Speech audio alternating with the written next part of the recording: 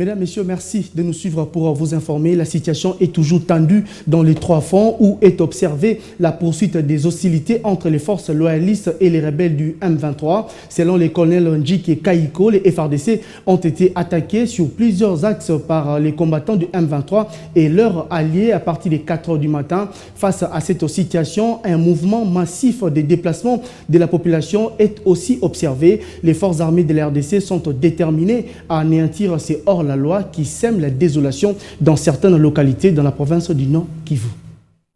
Effectivement, le combat dans Rutshuru et Nyiragongo menace la sécurité dans la ville de Goma.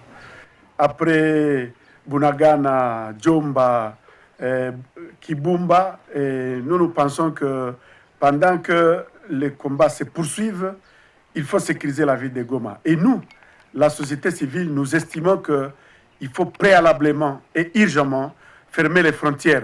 Ça veut dire la petite barrière, la grande barrière.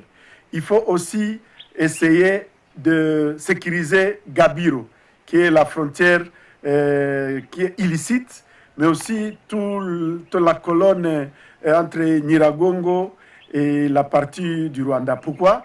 Parce que nous savons comment ils font toujours.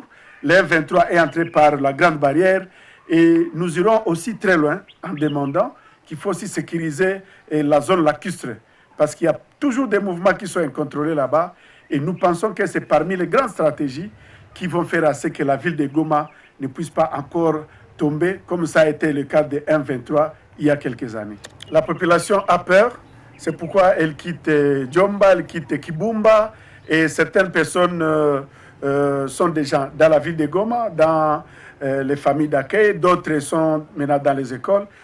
Nous pensons qu'il faut que les autorités provinciales pensent déjà à leur assistance, pensent à leur campement, et cette assistance qui doit respecter les droits humains, parce que toutes les fois qu'il y aura encore des combats dans leur zone, ils ont des difficultés de travailler là-bas et de rester en toute quiétude.